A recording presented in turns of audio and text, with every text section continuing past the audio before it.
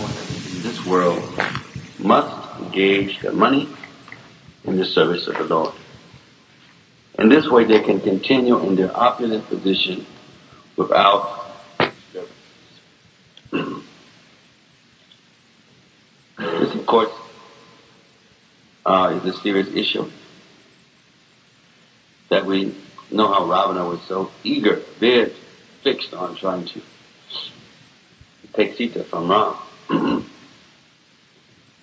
And even today, throughout material history, throughout life in the material world, there's the big Ravanas and there are the little Ravanas. Those who are trying to become big Ravanas. Because we analyze how finance is used mostly, you see that it's against Dharma.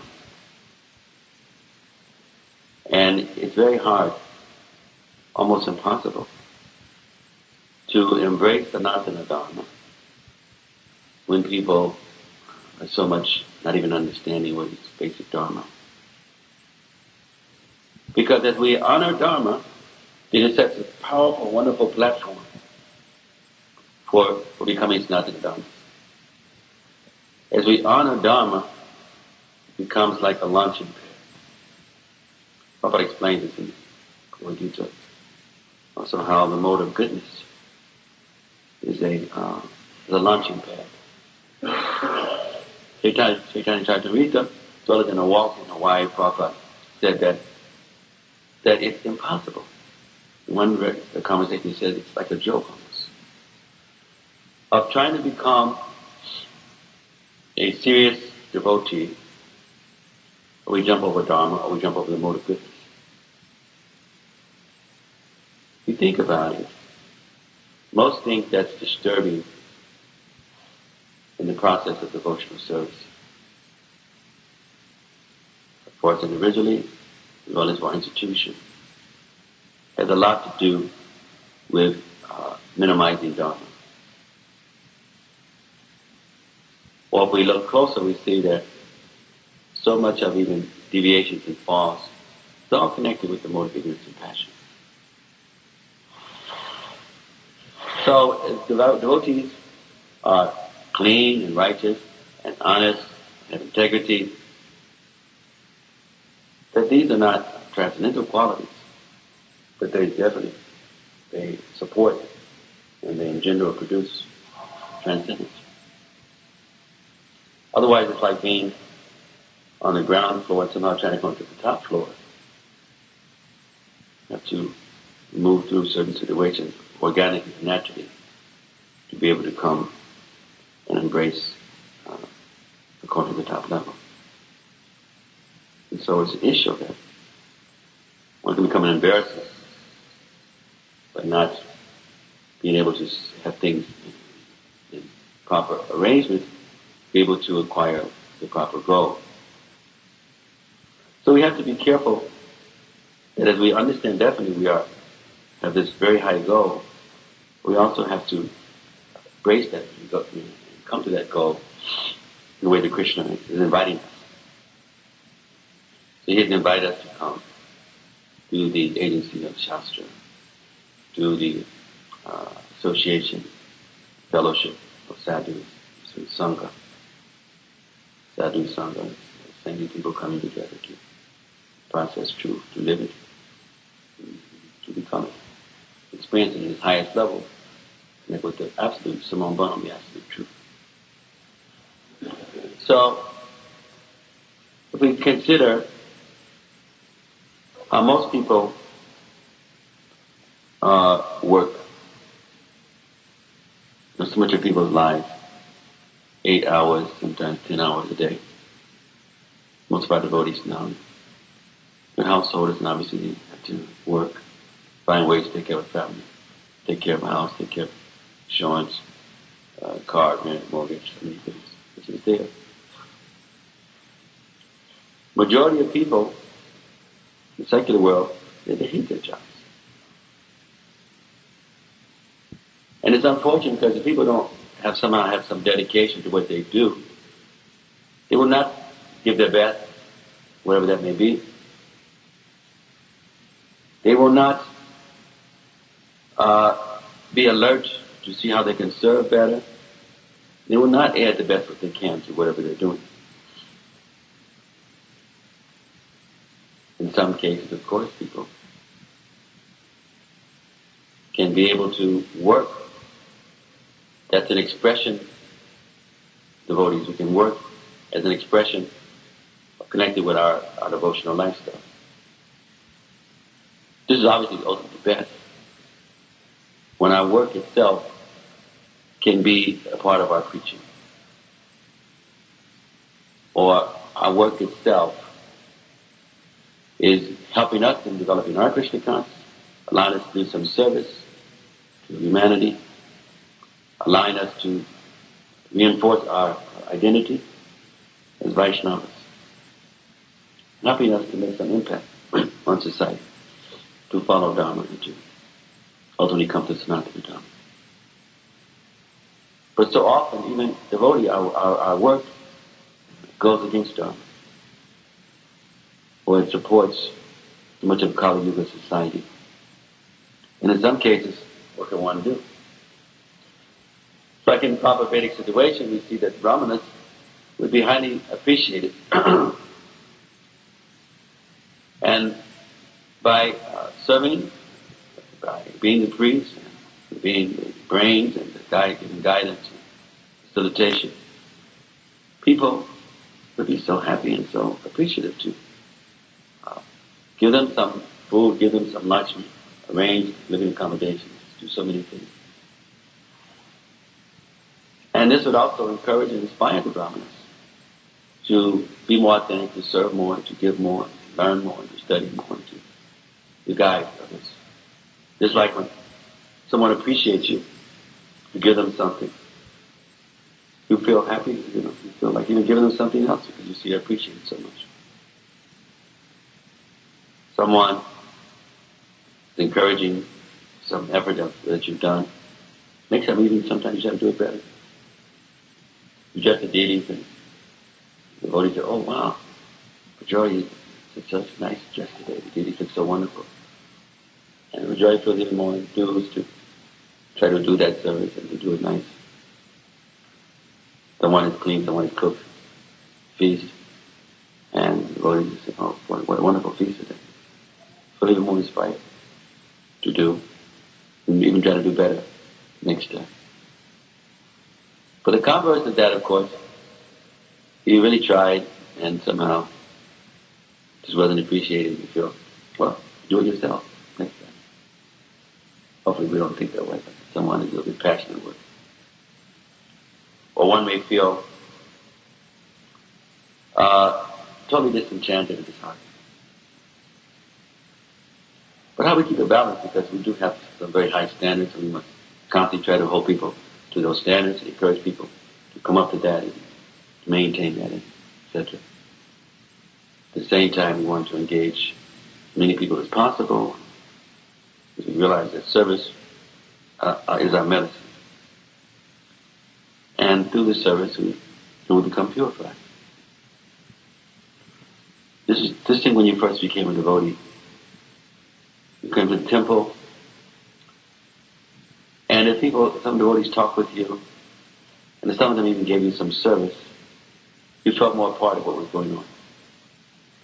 You felt noticed, you felt like, I'm a part of this whole scene. I'm relevant, I'm valued. People are noticing me, and you feel I have something I can do. Even if it's just asking you to wash the pots, clean or do whatever. You feel yes, I'm a part of this. But imagine if you came to the temple day after day, week after week. Nobody talked with you.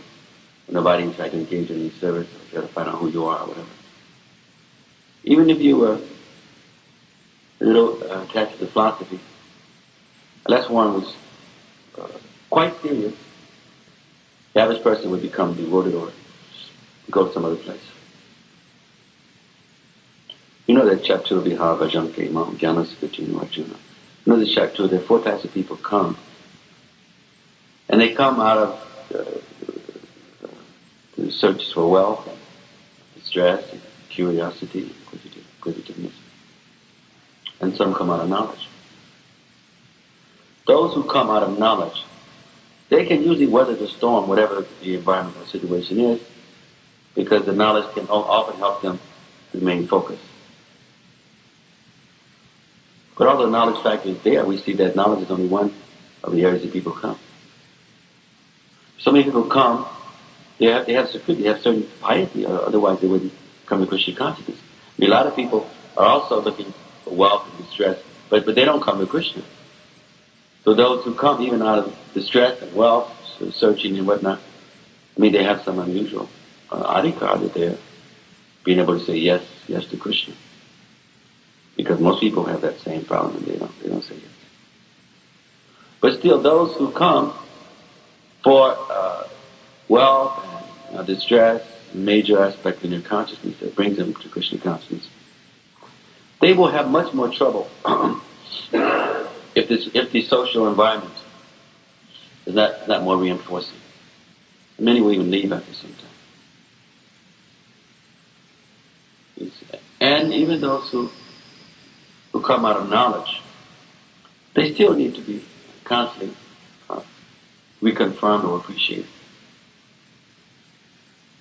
I was explaining in my leadership book, because the kind of preaching I do, many things are universal.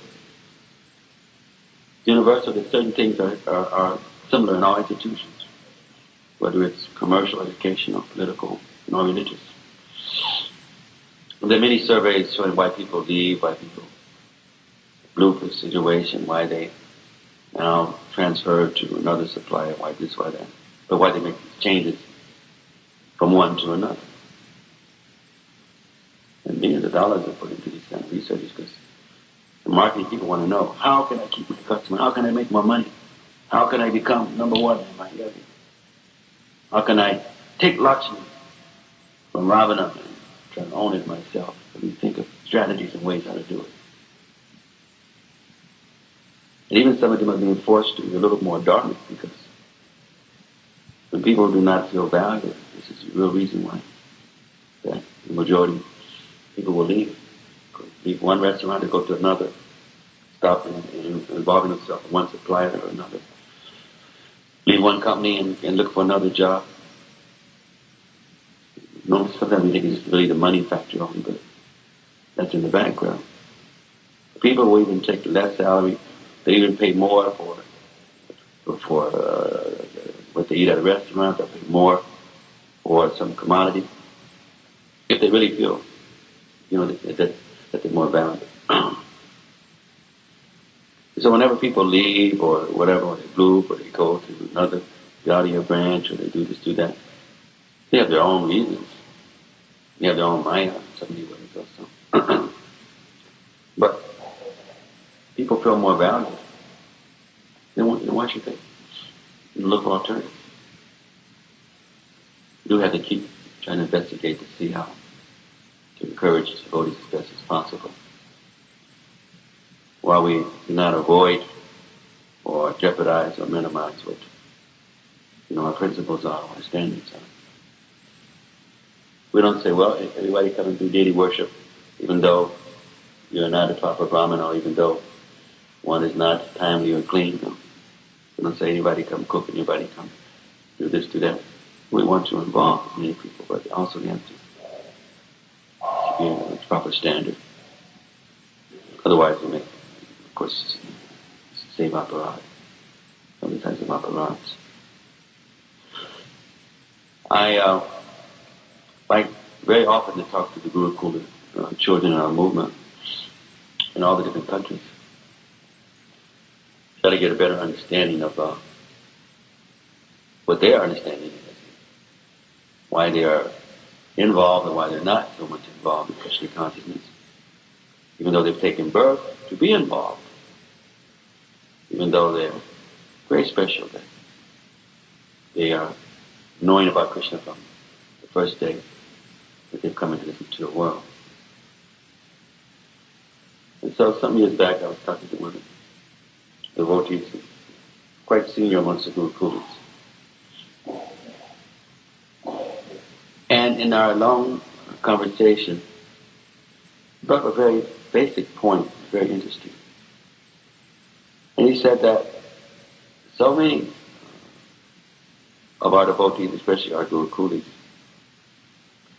could and would be more involved in Krishna consciousness, really embracing it as their culture, their life, rather than just kind of their religion that they're brought up in. If we gave more emphasis to Varna, in other words, but we give so much emphasis to ashram, and we don't prepare people for skills, for ability to be able to work in society where they can, make a living. Because you think about it, at the end of the day, people have to live in the material world. And if they marry, which everybody will practically, they have to be able to have some way how they can take care of their family while remaining Krishna conscious. And if they don't have some means to do that, they spend so much of their life, so much of their time doing things that even go against Dharma. Or they spend so much of their time being totally drained in an environment that has almost nothing to do, with human and spiritual growth. It has almost nothing to do with spiritual culture. And that distinctly does become draining for most devotees. Some devotees are finding ways of how to make money as they do devotional activities. Like in larger communities, it becomes easier because some devotees can have a profession or they can raise funds in servicing, the Vaishnava community. We see this a lot, in Russia, where it's hard to find jobs like in many places. But many devotees, because there's so many devotees, there are some devotees who make a living off the supplying things or making some arrangements for the Vaishnava community. And then there are other people who, and this happens now with some of the, what we call them yuppies, some of the New Age people. Some of them are rather pious. And they come together in community, some kind of community, to create some type of business that is ethical, or that is people-friendly, or ecologically friendly, etc. And where several having the same goals in mind, they can do this while they make sizable money, and at the same time work with people who they're sharing a similar kind of philosophy and vision with. And on top of that, being able to offer something to society. So this more and more should be our goal as we look at at community development. How we can create more and more arrangements so that everything we do is a part of our spiritual life. Just think how many devotees are frustrated because they have to struggle every day just to get a little something, just take care of the apartment, and to put gas in their car, and somehow to go on from day to day. So many hours that could be used for raising consciousness.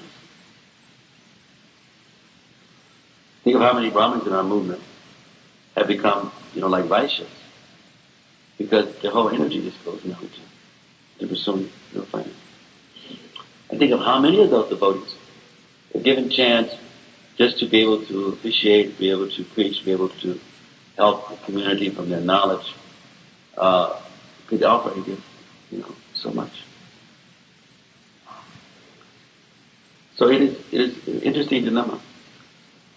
So he was saying, if we gave more attention to how people can work, then some of these kids, where would they go? Because they would have a way to have a livelihood within the devotional community, And therefore, they would identify more with what is going on because it's practical and it's realistic for them. We do what? I mean, so many people, they sleep 6 or 8 hours. They work 8, sometimes even 10 hours. And so what do they have left? Just a few hours of the day. Day after day. After sleeping, after working, and there's a few hours to prepare to go back to work. A few hours to do a few things. You realize, and you work so hard, if you make a lot of money, then more than likely, you're just paying the government so much tax. I'm always shocked, see how much taxes the government takes out of people's salaries to use for all kinds of things. And so there we are trying to be spiritual and dharmic. We're working so hard sometimes in an agency or business that's going totally exploiting and cheating people.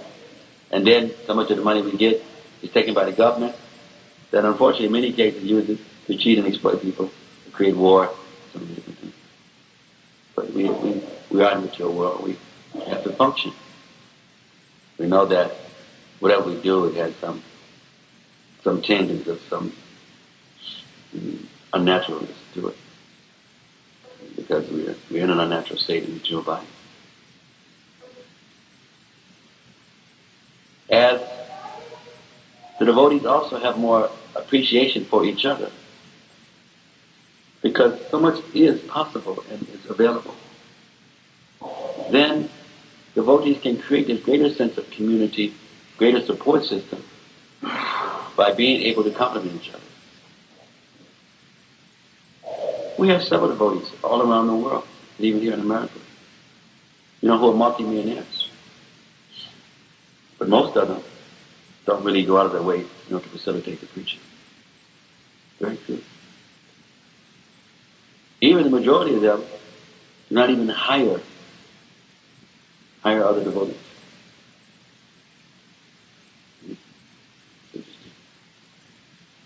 Which is unfortunate. Because we find that, several spiritual societies would have a strong infrastructure. That those who become a little more established, those who are in such positions, they feel an obligation and a duty to try to facilitate, their society. As we identify with our work, it's also part of, our devotional service. Then it becomes more natural for us to see how to expand that devotional service by seeing how to associate or engage in more sacraments. Now, of course, some of those who now have become quite successful, they feel like they became successful in spite of, the institution or in spite of support from other devotees. Then they feel the opposite. They were discouraged. Or Maya has captured them. Because there are times when Maya allows us to become wealthy just to take us out of devotional service. There's some devotees, it's an interesting phenomenon that goes on. There's some devotees who struggle so much, they're on welfare practically, or they're just going hand in hand trying to get something each day. And there's this other extreme of devotees who have become some wealthy and some, almost wealthy. But in some cases, that wealth, that material success, has been their greatest failure. Because by that material success, it's caused them to put Krishna out of the picture. They're so involved now in trying to make more money, so involved in trying to manage what's come to them, that they don't realize that now they're not honoring Lakshmi in the proper way. And they're also adding to the Ravanas who are trying to take the Lakshmi away. And so Maya is so tricky. Maya can bewilder us by making us successful. And Maya can just bewilder us by keeping us so much destitute that we can't even chant with peace in the mind. Even when we try to read, we can't study, carefully, because the mind is too distracted from the phone calls, emails from people we have debts to, so much in anxiety. What are we going to go the next week with all the financial complexities in life? So we see how we have to really be in the world, but not really be so a part of it. But we have to be the Dharma. Now you can consider another aspect, that we have a whole contingent of devotees around the world who are lazy. They're so much into just thinking that we just chant Hare Krishna and be happy, and that's it. They really accepted that philosophy to the ultimate extent. And so even when they have chance, opportunity to get a job, they won't take it. Or they have chance to do something with some commitment that can raise some funds for their family. And, they don't want to do it. And it's not spiritual because they don't want to be with the karmis. It's just that they're kind of trifling, and they don't want to be committed to having to be regulated and just doing work. Now, I'm just bringing all these complications. Now you can see how that in some cases can happen, unfortunately, without one being so conscious of what is going on, even though a person will have good intention. For instance, go back to the Gurukula kids. Some of our kids are like misfits. Excuse the expression. And it's a whole lot of them like this. Hopefully that will change. Misfits that they have no passion for being sadhakas, and no passion for work. They have no passion to pursue profession, no passion to hold down a job, no passion really to be accountable in that way. I'd say that they have no passion for chanting Hare Krishna, no passion for reading, no passion for having sangha with devotees, other than sometimes kirtans. And after the kirtan, some of them go smoke marijuana, listen to sex, etc. Now, we have been somewhat responsible for that as leaders. Because we told some of these kids so much that material world is Maya. They've imbibed that, and they're thinking, so why should I have a Maya job? They've imbibed that to such an extent. We told them so much what not to do, and they've internalized that, and now they're not understanding what can be done, or what should be done. So they have this tremendous distaste for anything so connected with bureaucracy, orthodoxy, with material culture. But at the same time, they have not dived deep enough to be sadhakas, and so therefore they wind up associating together, often having illicit affairs, impregnating or having one or two babies. There's so many young girls in the movement who have one or two babies and no husbands. We have so many of Gurukula men now who have children and no job, to take care of it. And this is against Dharma. It creates an, dysfunctional society. What to say of those children who are being brought up, without the care of both their parents, or being brought up, and what? Even here a couple of years ago, I was talking to one of the Gurukulas, and I was mentioning about their brother and their stepmother, and it was so entangling because it's like they were married 3 times, father was married 3 times, mother twice, so they had half brother with this father, half brother with this stepfather, half sister with this mother. I was like, oh! And they're all devotees. It's like unbelievable. Each father and stepfather and mother and stepmother was still a devotee. And each of the half brother, half sister was still a devotee. And you think, hold a minute, what's going on here? In the material world, somebody said, well, stepbrother here, I got 2 stepbrothers with this mother, and stepsister here, half brother here. And it's like, what is your identity? And so one unconsciously kind of gets reinforced with that this is not so bad. people are ready to walk out of their, marital relationships, sometimes it's very whimsical reasons. They leave these children, hanging in such ways. So all of this also has to do with just appreciating basic dharma that then allows us to be, proper Sanatana Dharma. That this in between is so much missing, and when it's more established, then we'll see how so many things become easier. It's the kind of reason I do a lot of the writing I do. It has a lot to do with this, about how to bring it in between so that we're able to honor what Prabhupada has given us with more authenticness. Because we have the majority of our Gurukula students, who were students, they're adults now, really do not buy in, to our lifestyle. And this should be a constant reminder to us. When I came here, I was driven by one of my disciples, a young Indian devotee who was a Gurukuli. And so he drove me from Gitanagari to Washington to catch the plane. So we were in the car for 3.5 hours. And he was remembering many years ago when he was in the Gurukula in Vrindavan, about 12 years ago. And I came to give some little class to some of the students.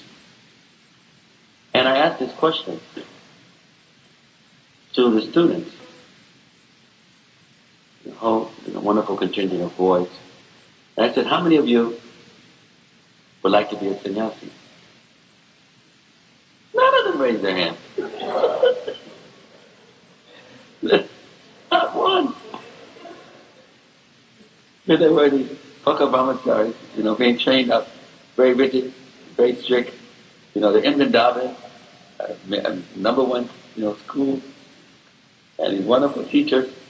And when I asked, they almost laughed. And I said, oh, unbelievable. And then I asked another question.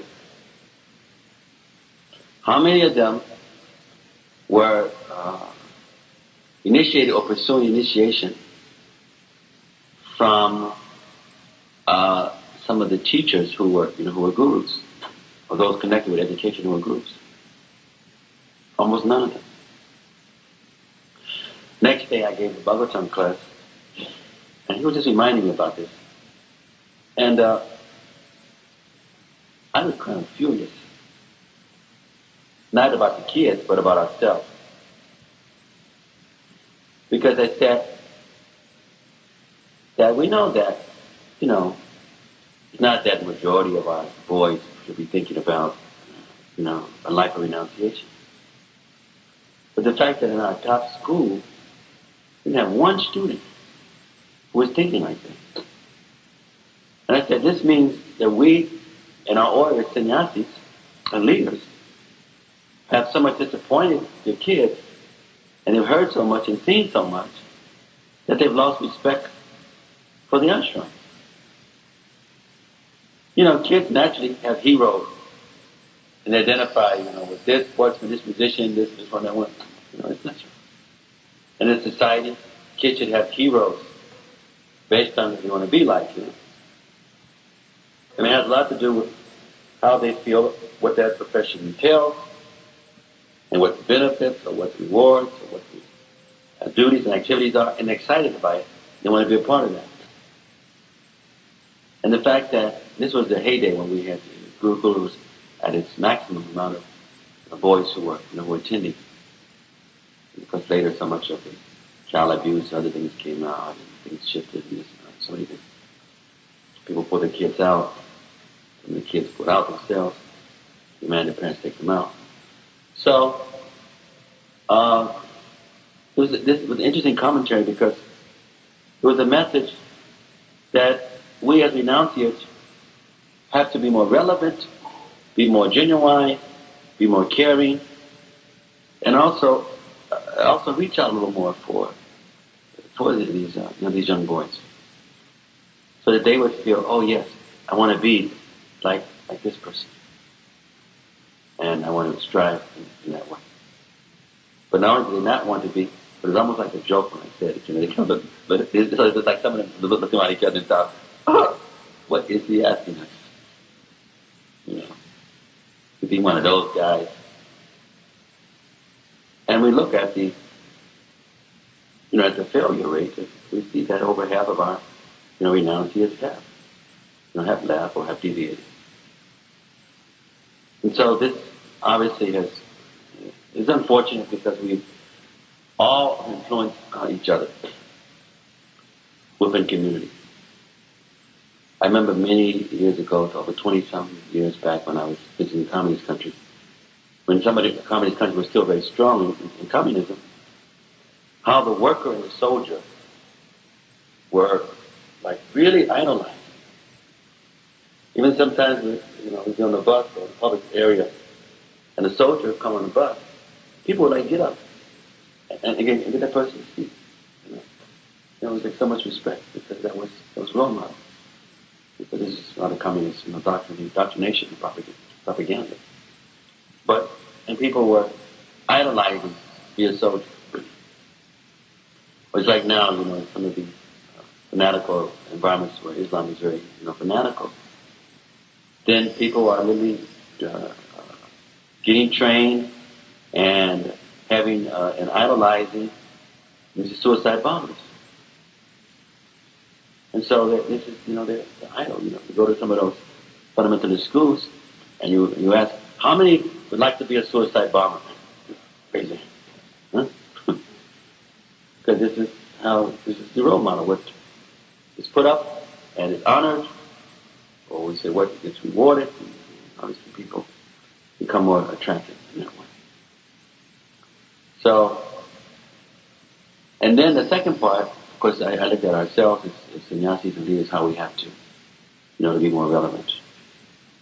And then to my surprise, this devotee, not the Veer who was driving me, he said, Mars, in those days, not even many sannyasis even came to our school. He remembers me coming and a few others. He said, not even many came. And I was surprised, and I thought, that also must have had an effect.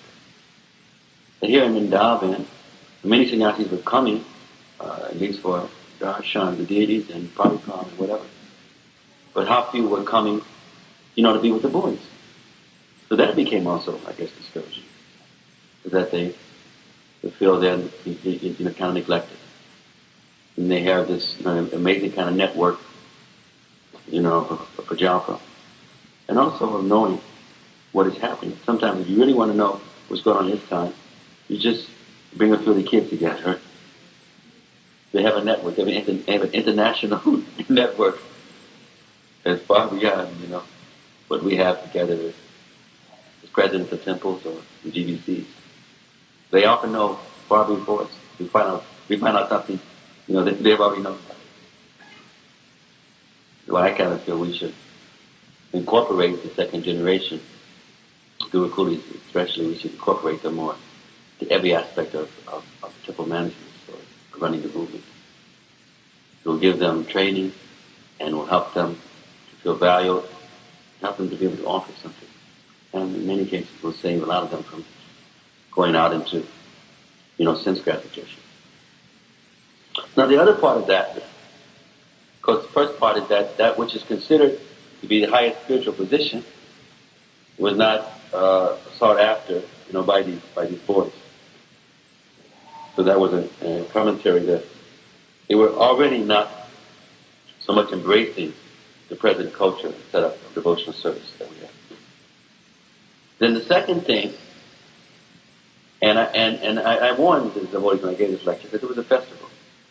And I warned them that this is unhealthy. Because we know that Guru Kula is so much designed, students, for austerity, and trying to follow the orders of Guru, etc., in a simple life. But almost none of them, maybe one, I remember that, was interested in having gurus who were connected with the educational institution as their spiritual master. Which would almost be the first thing you would expect, is that a child is trained, a child is cared for, the child wants to connect with that source of care. So I felt that, okay, now, sometimes when we're managers, it becomes hard. The management gets connected, influences the ability to be sad. The people just see us as managing, and that can be an issue. But even those who were not hands-on managing, but they were connected with the school, and they were, giving diksha, that the boys did not respect them or appreciate them to the point that they wanted that person to be guiding them spiritually throughout their lives. And so, and of course later we see that I think things began to unfold why these boys were not having these respect or feeling valued and sufficiently cared for, by these personalities.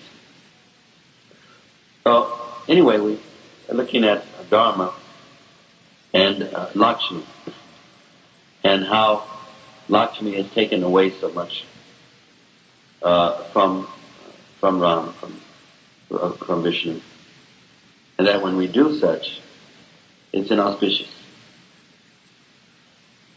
So what do we do?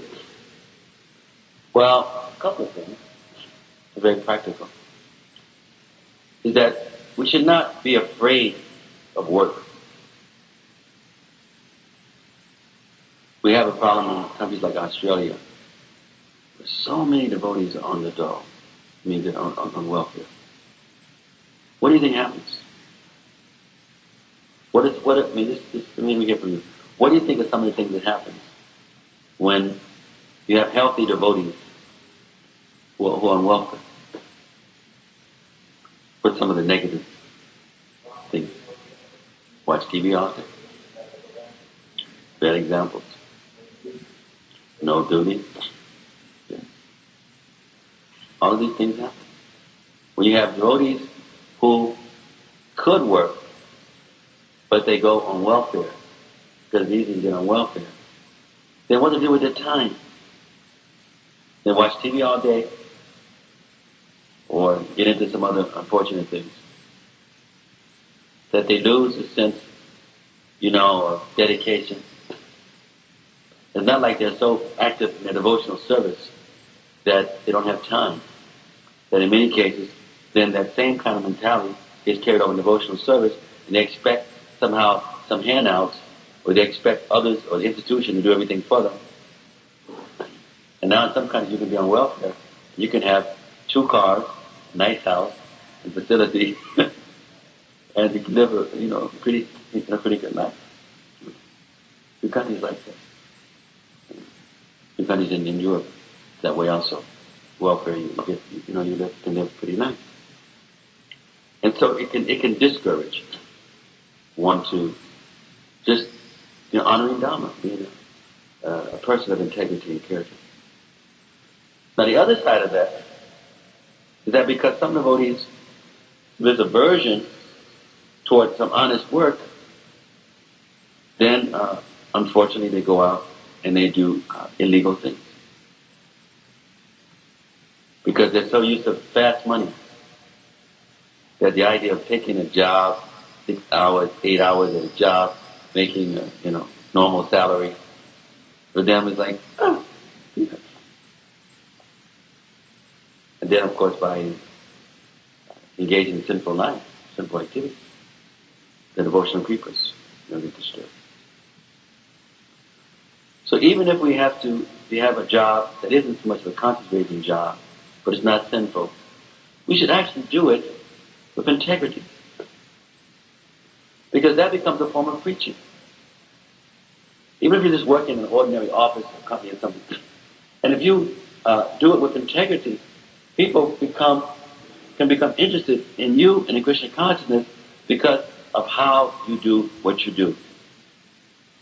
With ethics, with morality, how you're efficient. And so it should be, even if devotees, best if we can somehow create more and more ways, financing our heavy finances, that allows us to preach or help us to raise consciousness, very directly. And if we can't do that, at least we should have ways that we can be respected in what we do. Otherwise, again, what happens? People know that you are a devotee may see that you're doing poor work. What do they think? They think, oh, because you're a vegetarian, because you are chanting this mantra all the time, because you associate with those cultist people, therefore you can't focus your mind at work. Huh? Therefore, it's this all this stuff with your Krishna consciousness that causing you to not to be able to come up to the standard of what's expected. Then they blaspheme, movement of philosophy. They have some offenses moved toward you, and instead of helping, you've actually hurt them. If we can't help people, we surely should not be an aspect of harm. You mind the Goswamis, they were kind to all people. Wherever they went, whatever they did, it planted seeds, and it gave people greater faith and surrendering, and helped them to be better people. We don't have a position that we can make everybody a devotee overnight. Even when Krishna comes, we see some people, they still reject. But we do have a duty that whatever we do, it is somehow helping to raise consciousness. There's nothing more than the fact that we ourselves are not giving in to the orthodox, stagnation, and people around us will be curious and respect us and whatnot. And sometimes they may make fun, it may see us as a little unusual, but then what Lakshmi can sometimes come to us, or what Lakshmi we have, we'll find that we're able to do more things. See, sometimes people even have Lakshmi, but they can't do as much as someone could who has better karma, who has less or has the same, but they're more conscientious in what they do. Because money is an issue, but money is still not a real issue in the sense that the more money you make, sometimes the more you spend. Or sometimes we have unhealthy karma. The more money we make, the more we have to give it away. It gets taken away. We know that one of the signs of some inauspicious karma is litigation. And so sometimes we can even make money, but we make it in a healthy way, then Krishna arranges to take it away. So many things are there. Anyway, let's see what questions that you have. Let's summarize what we discussed today. The verses is emphasizing about the dangers in trying to take Lakshmi away from Lord Ram, and how people who do that is very inauspicious. And of course they give reaction. That most of civilization is about that. Most of the way that people live and how they work, that they're denying supremacy of Krishna. And they want to enjoy Lakshmi without understanding who the real proprietor is. So many ways to make fast money goes against a healthy human and spiritual life. So important to understand the importance of moral goodness and Dharma, because it makes it natural for one to be able to do higher things. And when it's minimized, then it brings more fragmentation to society. And one of the ways that demons are influencing the world more is that they're trying to institute more things that destabilizes the family. You look at so many of the sinful currents that's happening. It assaults the family. And the family, mind you, is the microcosm of the institutional society of the world. So things that weaken the family unit, they cause husbands not to be proper husbands, wives not to be proper wives, children not to be proper children. The whole connection there with constitutes family. When these things get weakened, then Kali is dominant more and more. So we have to constantly revisit and see what our job is, what we do, how we live day to day. Is it something that is enhancing family life for those who are grahastas? Is it something that's helping your family be more Krishna focused and Krishna centered? Or is it doing the opposite? And where it is helping, then we want to embrace more of that. and we're not, we want to back away. And then if we're not married and such, then we have, of course, we're all married to the, to the Iskcon family. We look and see that our individual lives, is it something that is some offering in some way? Or is it really going against the vows that we made? Are we avoiding jobs because we're lazy? We don't want to be accountable? Or are we avoiding some work because it's unhealthy directly for maintaining the principles? Can we try to find more ways how we can be happier as we make money and more spiritually protected? And even if not, can we be able to have our job as an offering? Because we do our job in a dharmic way, and that job also becomes an offering. It becomes an offering to Krishna, offering to our family, an offering to Guru.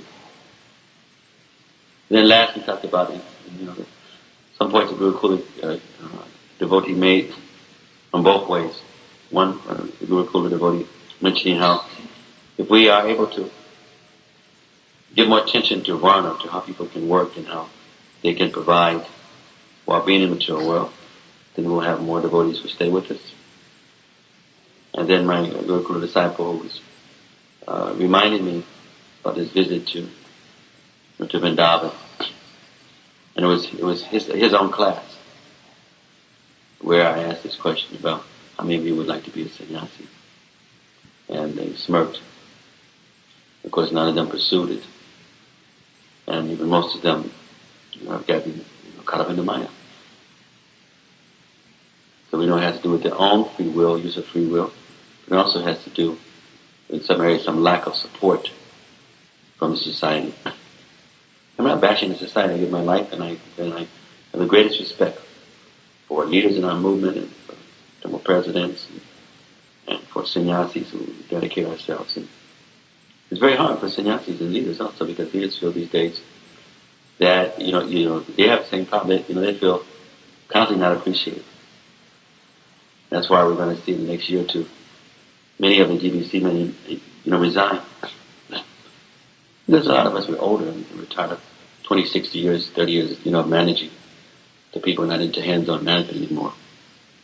But in some cases, they're feeling that after years and years, they feel kind of unappreciated in such ways. So it's needed on all sides. The leaders need to see how to appreciate the devotees more and to connect more with how the individual devotees can be inspired, help maintain the projects. At the same time, the devotees need to support their leaders more as well when the leaders are proper. And we all need to keep looking in terms of learning from the past, dealing with the present, but preparing for the future. So we'll talk about that, a little more this afternoon, about future for devotees needs and their duties and obligations also. Hare Krishna. Any questions? Any comments? Anyone? Yes.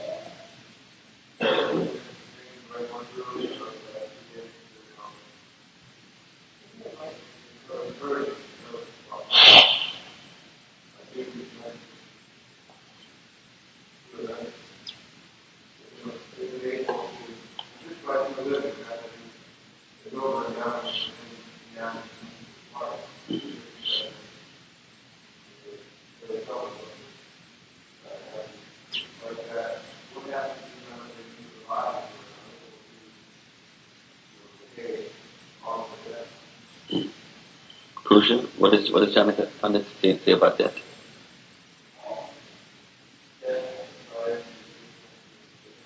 Yeah.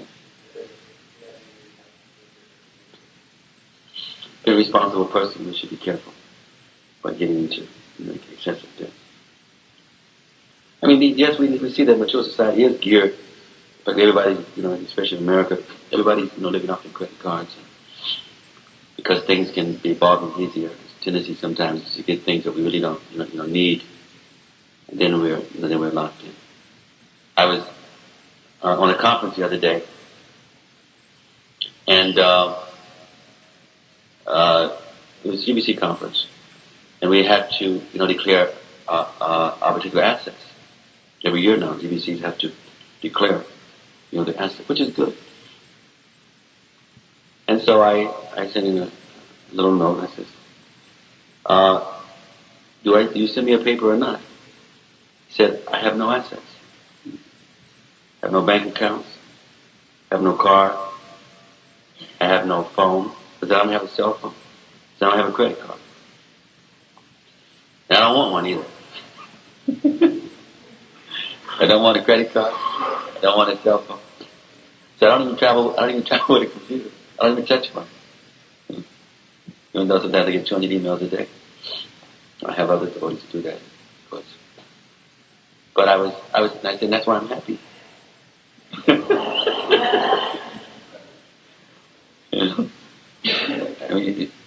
There's so much value, obviously, in having cell phones and so many things. But in some cases, it's a necessity. But to be always wired up, it's unbelievable. Where the downtime? Where's the chance to think and reflect? And chance to have more, personal relationships. Sometimes these instruments can just take us away. But at the same time, I have so much. So many facilities, GBC or Guru. Everywhere I go, there's a house, a place to stay, money to drive. So, one thing you can say it's an easy life because I don't have to pay a mortgage. I don't have to pay. Because I get an argument with this Institute house that the devotees are trying to buy. I don't have anything in my name. There was a time I had a account, Urban Spiritual Development, which was facilitating books for Africa. And that went dry. And there was a sense of relief. Because sometimes if you don't have money, you have to worry about money. But now, this is an easier life. That's why I have the most greatest respect, even to the point I bother some sannyasis, I have the most greatest respect for householders. Even 2 years ago, I was very firm in the North American GBC meeting. I said, until we take the house to ashram is most important, we're going to keep having problems. We're going to keep disappointing our devotees. Some of these look at me like, what is he talking about? I said, yes, we may say this, the sannyas ashram is the most spiritual, but the grihastha ashram is the most important because most of our devotees will be grihasthas. And most of the things that constitute our society is based on grihastha life. That if we put grihastha ashram as more important, then we naturally look more at the economic development. We look closer at education. We look closer at our children. We look closer at healthy families. We look closer at how we present ourselves to the world. So many things happen naturally when we give more attention to the fact that as community development, we need to give more focus on what is best for our grihasthas. And I remain firm, on that. Because I feel that if you can be a grihastha and work and raise children and deal with all the financial issues and be very strict in your devotional life, you're probably more than a sannyasi. Because you're able to do all of that and still be focused in your devotional life. I couldn't do it. I couldn't have 4 children, a wife, a job. That's what, so I didn't go in that direction. I know I can do that. Have 4 or 5 kids. Some of our grihasthas have 6 kids. And they're still dedicated in the service. And they go on. I mean, it's amazing. I think it's very noble. But either way you choose, it has its own complexities. Like some of you see that you don't have a wife, you don't have a husband, and you feel lonely. You feel like, why you, everyone else get a wife or husband and some little children who look just like them. And when will be the day when I have a little child who looks just like me? Where's my little girl who's going to look just like me? My little boy. From my creation. Me. Yeah. My daughter, my son. And so both things are there. There needs to be very strong respect on both sides. But you think about it though, renunciation is easier. If we can accept that in Kali Yuga. I mean, I just finished, 22 country world tour last year, 35 country world tour. It was all over the place, couple of days, different country, different temple, different preaching, sometimes 5, 6 engagements a day. And I go and go to another place. Well, that's a hard life also. That's why most of us sannyasis get quite sick. When we become gurus, we get even sicker. Because of the lifestyle and, of course, of the commitments. I was taking several medicines the other day, which I kind of stopped, minimized some of them. And, I was looking at my health and I was thinking, well, there's not a whole lot I can do in some areas because the lifestyle is unhealthy. It's unhealthy. The body doesn't adjust. So much different air, water, germs, parasites. Unhealthy with every few days. You're in an environment where there's radiation in the airplanes and there's so much, toxicity. It's unhealthy that you're making shifts in altitudes, in such a short, time. You go high, go low. Prabhupada said when the traveling took 10 years off his life. But then the beauty is that by modern technology, how you can be so accessible. 3 days, a couple of weeks I go to Mexico and then to Australia and then to Hong Kong and Malaysia, India. So we can do that because of the technology. So it's similar in whatever ashram we are in. There are some beauties and some assets, some difficulties. But still, it should not take away from our pursuits of Dharma and Sanatana Dharma. Any other questions?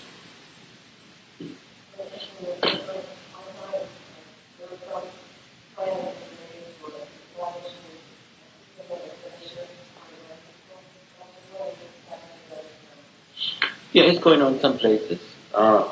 Just like in Potomac for a while, the communications department was trying to employ some of the kids. The Lacho and several different things they've tried to involve the children. England has some projects, of this nature. And Germany, BBT, Switzerland, they were involving some of the children and training them up. And some have really prospered in that way. And those who have such a niche, they seem to be much more Krishna conscious because they have service they can give and they have some way to make money and whatnot. But in most cases, it's hard because we don't have that for adults. So because we don't have it for adults, it's hard. It's very hard for the children. For us to have it for the children. Some of the kids have gone on and they've given professions and they've learned something. And in the future, many of them will probably be able to facilitate the society in different ways. Because everything is said and done. Our Gurukula kids are really amazing. Because I travel so much and I see them constantly in different parts of the world. And they're really amazing. They're so sharp, they're so intelligent. Nearly bhajan, just like angelic. Some of them, they know the plot. They can, preach philosophy and like anything. And it's natural for them. But it's how they fit into the society that's the problem. A couple of years ago, I was in the Vrindavan. It was in summertime, and there was a Gurukula reunion. And I just had the most amazing fun. Because the window was open, and there was a mother and her daughter, and they were like in an argument. But it was so intriguing, because the girl was using so much philosophy. And everything her mother said, she was defeating the mother. But she was rationalizing, she was using the philosophy, to rationalize some type of sense gratification. And I was thinking, my God, we trained them so well. But we just haven't given them enough support, enough fun within the society to be able to go on. My mother's telling all these things, why she should do this, do that. And the girl was just using philosophy and didn't want to know why she should do what she wanted to do. And I was just holding my breath not to laugh so they would hear what I was they would know I was listening in the conversation. I thought, wow, this girl is really a preacher. So one can one can rationalize all kinds of things. But again, if a person feels value and if they have fun, especially when they're younger, they need adventure and they need fun. I mean, you think about it, even when we were very young, we were 9, 10 years old, 12, 14. Do we really want to be sitting and listening to a lecture for 2 hours? Not really. No matter who was giving the lecture. Some of you were, Krishna background. Remember when you were a young teenager or whatever? Or you're going to some food or something and you're just kind of waiting. When are they going to end this? When is the priest going to stop? I was brought up in a Christian background. And I remember with some of my friends, we would sit in the back. And we had certain points that we would leave, go out in the yard and play around. We know when to come back before the service was over. We look at each other. We're going to go to the bathroom. We go in the back, go around and play ball, do this, do that for half an hour, 40 minutes. And then we know the organ start playing. Then the pastor's going to pass around the bucket for money. Now we better come back in because everybody's going to be looking at each other and they'll notice that we're gone. So we do have to also have more things that the children can do. That's devotional. It's not just causing them to feel that they're just being tolerated. For those of you who have children, you have to see how to more and more to provide so that they'll stay in devotional service. Doesn't matter how good you train your children, there's going to be a time in their life where they're going to be more influenced by peer pressure than by what the parents has given them. Even though you may train them up very nicely, and they will want you to know because they respect you if the relationship is good. There are points in their life when they're going to be more influenced by peer pressure. So that means if some of those who they're associating with as peers are not also holding some of the same philosophies that you are holding and same lifestyle, there's going to be chances of trouble. But if you are trying to help them in a certain way, and other parents and others in the environment are also showing something similar, then even the peer pressure will also be similar. But if the peer pressure is so different because so many of the adults have such a different lifestyle and how they're training their children, and they don't mind if their kid, goes to parties and hangs out. They don't mind if their kid is sometimes smoking. They don't mind if their kid is doing this, doing that. Then your kid is associating an adolescent, going to pick up some of these things. They just want to let you know about it because they respect you. But that's always an issue. And again, that's why, the idea that it takes a village to raise a child, that is real. The child is raised by your guidance and instructions, but also by what's going on within the communities. Any other questions? Again, you can see how difficult it is being a parent. So many things.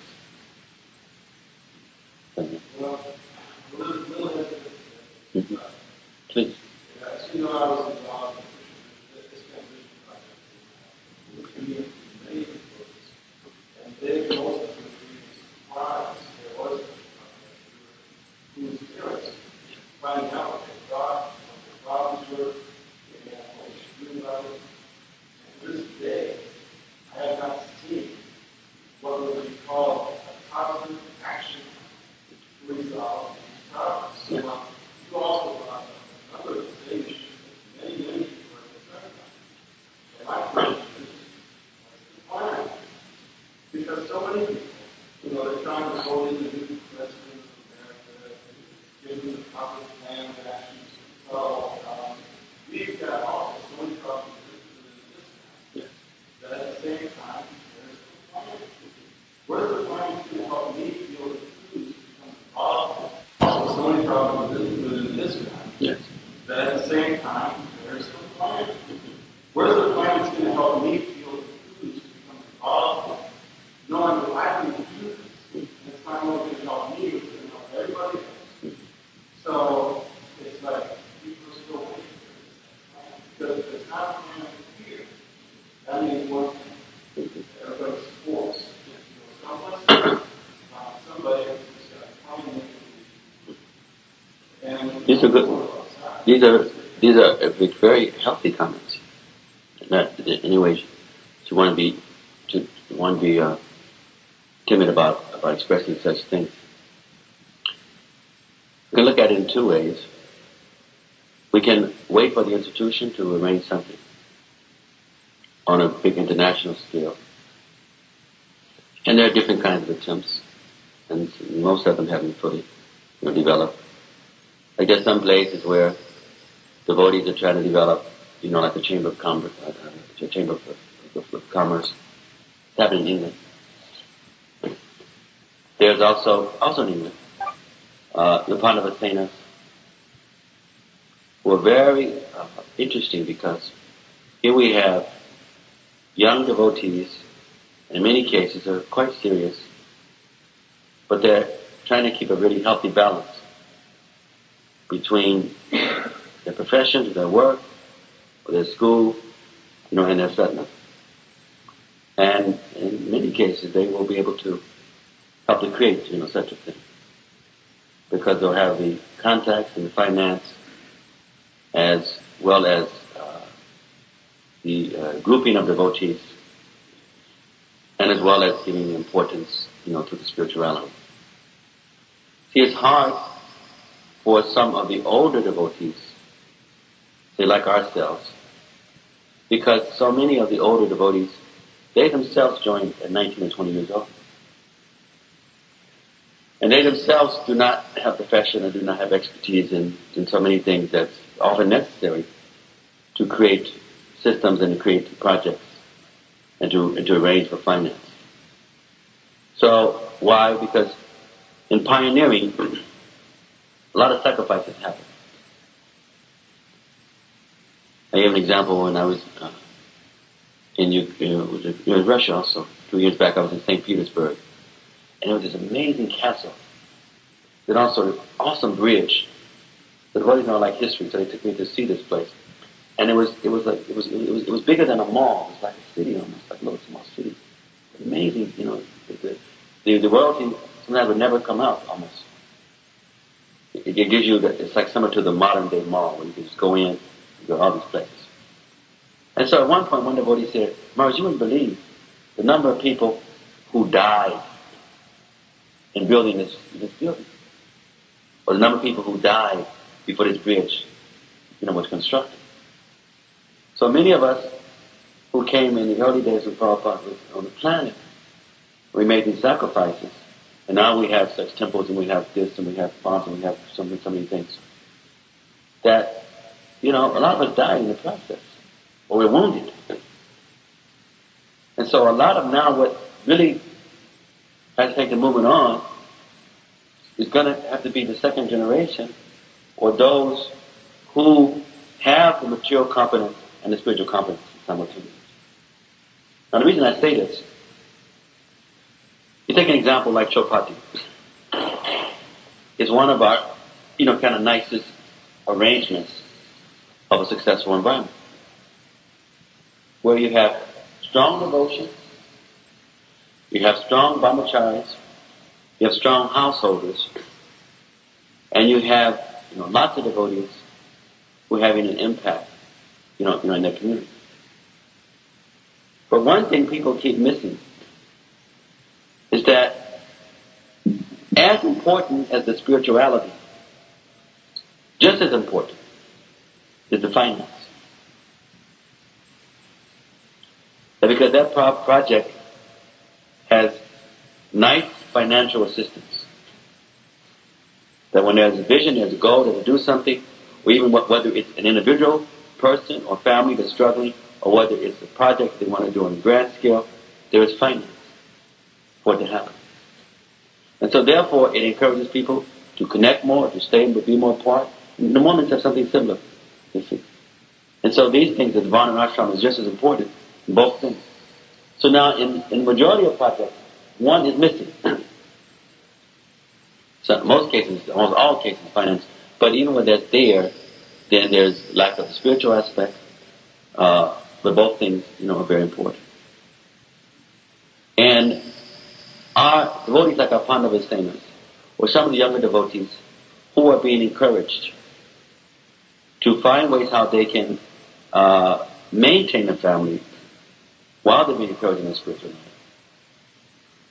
will be the ones who, if given the empowerment, are the ones who have more ability, to be able to make a difference. Otherwise, it's good sentiment, but it just won't happen because it takes sufficient Vaishyas with sufficient Brahminical understanding or knowledge or guidance. And where we have many cases, the Vaishyas, we don't have sufficient, or we have, we're not planning to it sufficiently, or we have Brahmanas who have a lot of good ideas, but they don't have the money, to back it up with a manpower in such ways. So then what do we do? We still have to keep working to try to do the best, that we can. And it happens by how we deal with each devotee in our projects. And it has to do with how we are looking at things on a bigger scale and a smaller scale. The smaller scale comes right down to the day-to-day management. But when people come to our temples, we shouldn't just somehow get them to think that you just work, and that's it. Because one day, that person is going to marry or something, and they're going to have some kind of guidance. We don't just have them come, and then we work them, Sankirtan, or do work, or do service, whatever, and then once they get blown out, then we just bring somebody else new. But we also encourage them that this is a part of their training now, that you're living in the ashram. But now what are you thinking in terms of 5-6 years from now? And if you marry, how are you going to take care of a wife? Or if you marry, how are you going to take care of children? And as we give more attention to the individual family and devotee, that itself will ignite and create a more healthy society also. While we make more plans, from the higher structure as well. The North American leaders have been meeting a lot, trying to focus on some of these issues. But now this legal case has become so absorbing that practically all the energy now is just going into just trying to save, Iskcon, because we have threat of losing, major projects. And so right now, unfortunately, much of the energy has gone kind of into a reactive mode. But in the process, leaders have come together and are beginning to think more really seriously about the future. And if Krishna allows us to go beyond this legal problem, then there may be much more focus on creating a healthy society in this sense. So as we see how to approach the individual, while we still keep trying to see how to make major plans. Tomorrow, Krishna Maharaj, for instance, he was also one of the leaders who was really seeing how we have, to be more relevant. And unfortunately, Krishna took him away. Prabhupada had some other service for him to do, so he took him away. He's with Prabhupada now, obviously. But he would probably have been a major change agent. And I'm creating, my own silent revolution. It has its own effects in so many places in the world, of constantly addressing these sort of things so that it'll be more on our mind, and so people can also begin to look closer at what they can do individually, or collectively in such ways of such. Because we do need to have a healthier infrastructure. We do need to have a healthier society. And so much of that does happen, when we honor Dharma better. So much of that happens when we look at that. Prabhupada said Iskcon is a society, a cultural society, for re-spiritualizing the planet. So he said that we're supposed to do what we do so well, that we can export it and market it, to help the whole world. So I try to personally visit the Gurukul as much as I can. I have lots and lots of Gurukul disciples all around the world. It's one of my greatest joys in serving Prabhupada. When I have a Gurukuli who becomes a disciple, who now has made the choice that they're going to accept Krishna consciousness, following the principles, and trying to carry the culture on. But it's an awesome thing because we have come into a situation where we were pioneers, and now so much infrastructure is there, and we have to now be able to expand it. Many people are grandparents. And so they have not only children, but they have grandchildren. and everybody needs, certain finance to be able to, to survive. And so, as some of the Vaishyas become more merciful and extend themselves and engage others, this will have a big effect. Because we have a lot of wonderful Brahmanas. If they just had, like yourself, you're an amazing Brahmana. If you had, and devotees like you, had more ability to help to create the society in a practical way, it would happen. But at the end of the day, you still have to, find ways to make money. Because you live simply, and you're quite an advanced soul, you're able to maintain. But most devotees would have to live as you do and do as you do. They become discouraged. They would be in a state of depression, not like anything. In other cases, they start taking shelter of just, maybe having girlfriends and hanging out. The Prabhupada did give us a pretty awesome task. He told us to sing it, chant, and be happy. Whatever you do, you don't have to just chant. You have to change your lifestyle. Because we know when you chant, you will change your lifestyle. You chant, be happy. There's a lot of things that go along with that. But it's not impossible. Many things can happen, and we do have to see what we can do, that can make a difference. And one of the things is that if there are, more devotee businesses, more that can affect the social and economic scheme, then people will be a lot more comfortable in being able to honor the philosophy. They'll be more happier about the movement that they've joined. Any last questions? So I didn't fully answer that because it is complex. And that it deals with the day-to-day things that we all do while we try to also devise, grander plans. And some things is very difficult because we're not innovative time. The devotee, Dina, devotee in Vrindavan who takes devotees on tours, Dina Bandhu, after many, many years being out of America, he came back a couple of years ago. He came to visit us in Washington. He was saying how it's almost impossible for somebody to be in the West and have a job and to be very Krishna conscious. Some devotees were saying to him about how it must be so difficult, living in Vrindavan. It's so simple. And whatnot. He was saying, no, he sees it's so difficult, what we're doing in the West.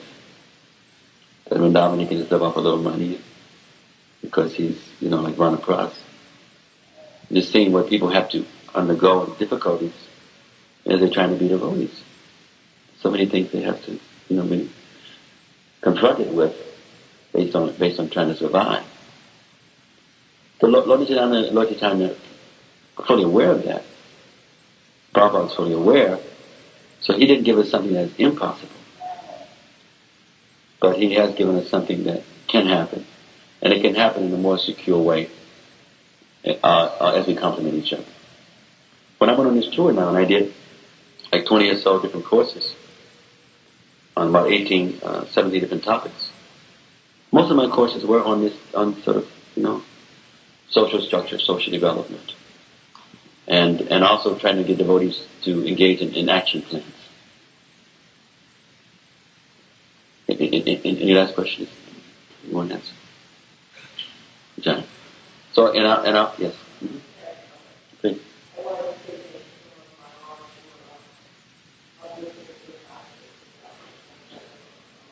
Grahastas uplift us. As I said, that those who go on, in spite of the many difficulties that are real, and keep trying to say yes to Krishna, that is part of the strength that will make our movement successful. The austerity and dedication that goes on day to day all over the world. That these are cries to Krishna. As we do this, and chant our rounds with sincerity and gravity, then really, and I'll end with this, if you think about it, the most powerful things that happen in our movement, they happen, based on the Krishna variable, or they happen even in spite of ourselves, or they happen due to the fact that we have set the stage, and then Krishna brings a miracle. You know, you look at most of our biggest projects.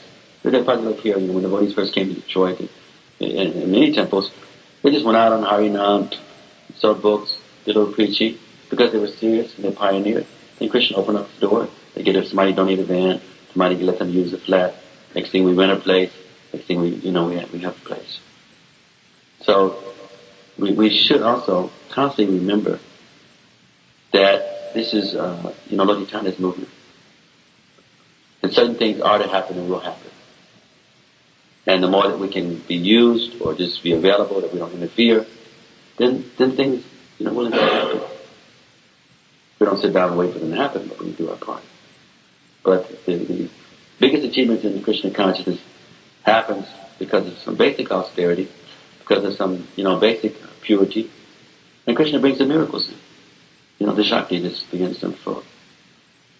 So many things that have come that are really powerful in our society have happened as some very special arrangement that Krishna arranged. Krishna touched someone's heart, and they gave this building, or they paid for this, or this happened and happened. So we do have to remember that we are, like the sparrow who's going to drink up the ocean. And the focus and dedication is there. Because of the intensity of dedication, then Garuda came and facilitated. But we just maintain very serious in what we do. Never kind of, neglecting the fact that any little service is important. We do that with dedication and purity. Then we have the Garuda factor coming. Krishna facilitates us in this one.